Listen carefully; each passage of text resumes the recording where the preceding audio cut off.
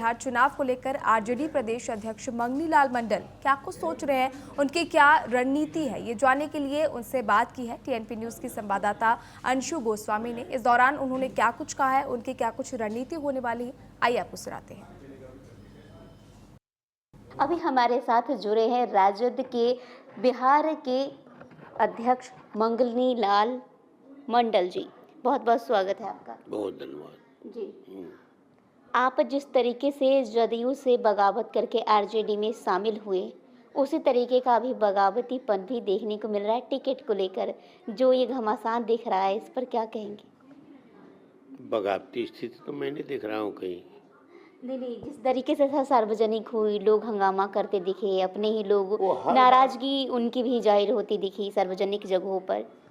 चुनाव जब आता है और टिकट का वितरण होता है तो ये परिस्थिति कमोबेश सभी पार्टियों में रहती है। टिकट तो किसी भी विधानसभा में मिलेगा एक ही आदमी को। उम्मीदवार कई होते हैं, उनके मन में असंतोष होता है, कहीं कहीं वो उग्र हो जाते हैं, तो उग्र के बाद जो परिस्थिति बनती है तो समाचार हो जाता है। तो ये प्रक्रिया हर चुनाव में होता है, हर पार्टी में होता है। बीजेपी में हो रहा है, जेडीयू में हो रहा है। तो ये सामान्य बात सोशल डेमोक्रेट पार्टी के लिए हो गई है। वामपंथी चूँकि कैडर बेस्ड पार्टी है तो वहाँ ये सब नहीं होता है। बीजेपी में होता है, हर पार्टी में होता है। इसीलिए निर्णय करने में बहुत ताकत लगती है, छानबीन होती है, निर्णय लेना पड़ता है।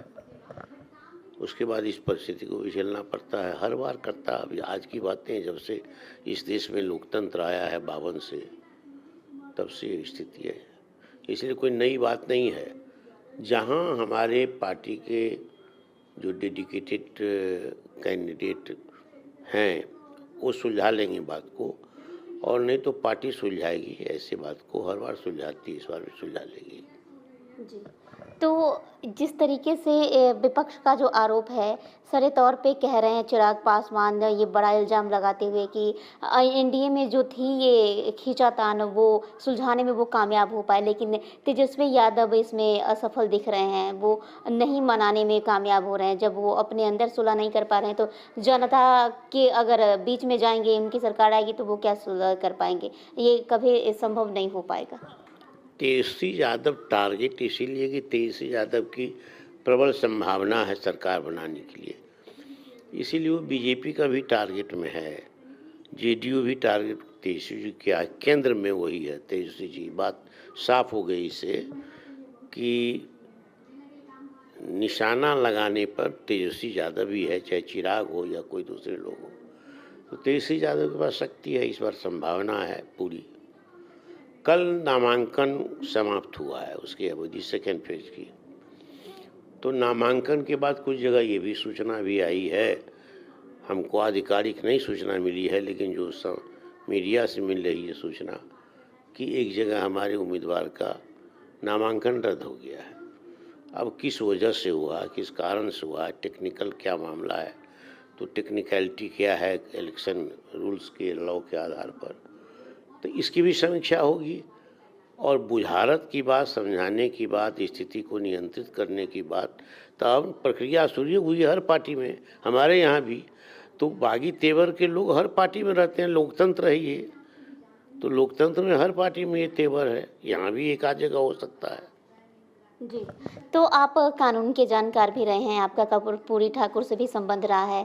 क्या दिख रहा है इस बार जिस तरीके से होना चाहिए था, जो नाराज नजर आ रहे हैं, जो पिछड़े वर्ग के लोग हैं, उन्हें स्थान दिया गया है आपकी पार्टी की ओर से टिकट के रूप में?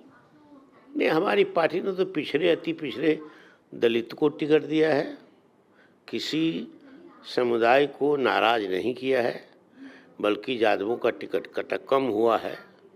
दूसरे लोगों का टिकट जो कहता माई की पार्टी, ये बात नहीं है, ये सबकी पार्टी है, सबको टिकट दिया है।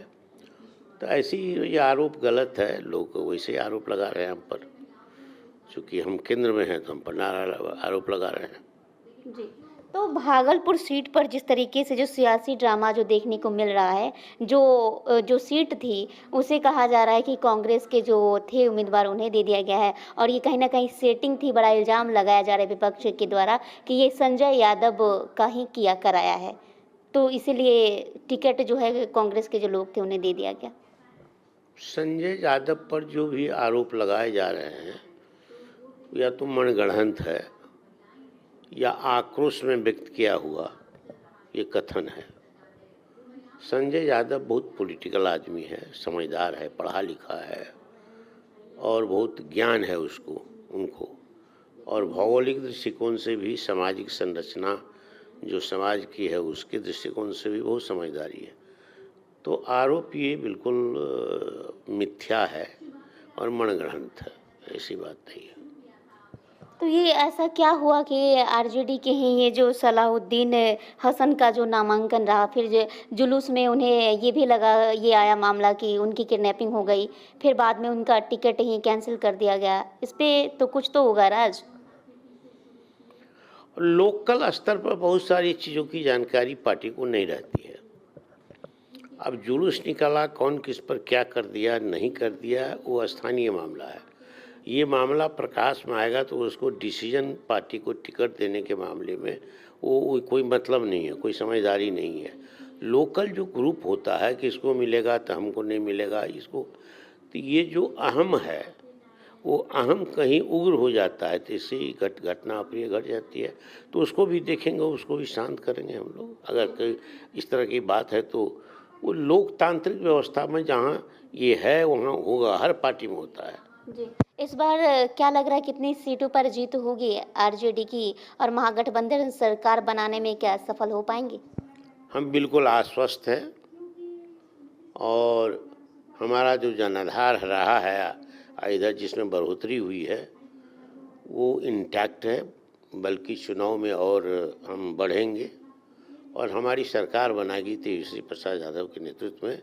इसमें बिल्कुल हम आश्वस्त हैं और ये मान करके चलते हैं, जनता हमको आशीर्वाद देगी। जी, आखिरी सवाल, कांग्रेस और बाकी जो दल है उनके समर्थन में रहेगा या फिर वो सभी कहीं ना कहीं जो है पेशकश कर सकते हैं बड़े पद को लेकर, ऐसा कुछ लग रहा है?